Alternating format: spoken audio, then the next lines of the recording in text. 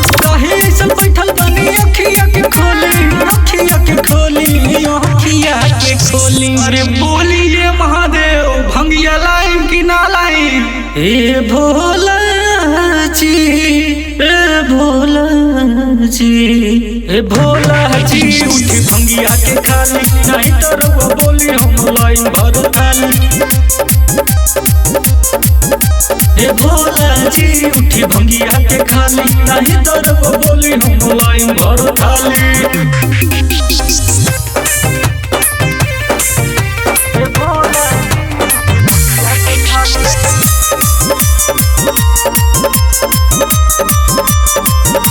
भोरे से रउआ जी तो कुछ न खइले तनी तनी गुस्सा में कैलाश छोड़ी गइले। भोरे से रउआ जी तो कुछ न खइले तनी तनी गुस्सा में कैलाश छोड़ी गइले। काहे रउआ भगतन के बतिया न मानी अरे बतिया न मानी। अरे उठी उठिए महादेव ए भोला जी भोला जी ए भोला जी उठी भंगिया के खाली नहीं तो रउआ बोली हम लाइन भर खाली। ए भोला जी उठी भंगिया के खाली नहीं तो रउआ बोली हम लाइन भर खाली।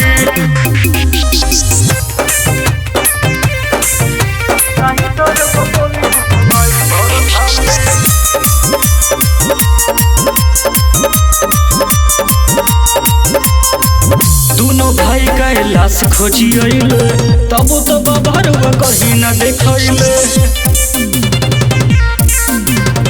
दोनों भाई कैलाश खोजी अइले तब तो बाबा रउआ कहीं न देखइले। नंदी लइले सिलावट कुछ तो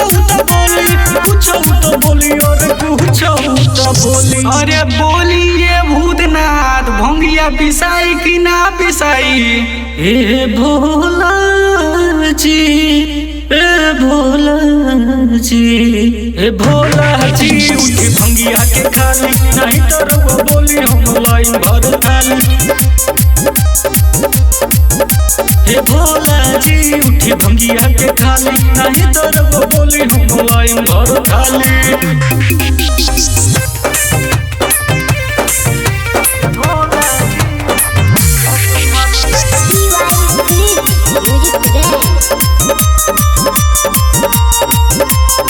देखी परोसल बाटे भंगिया के थाली उठी हाली हाली भोगवा लगाली।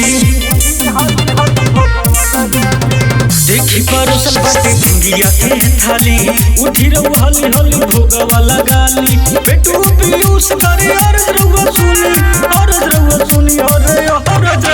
सुनी अरे गुस्सा छोड़िए महादेव ए भोला जी ए भोला जी हे भोला जी उठी भंगिया के खाली नहीं तो रउआ बोली हम लाइन भर थाली। नमः पार्वती पते हर हर महादेव।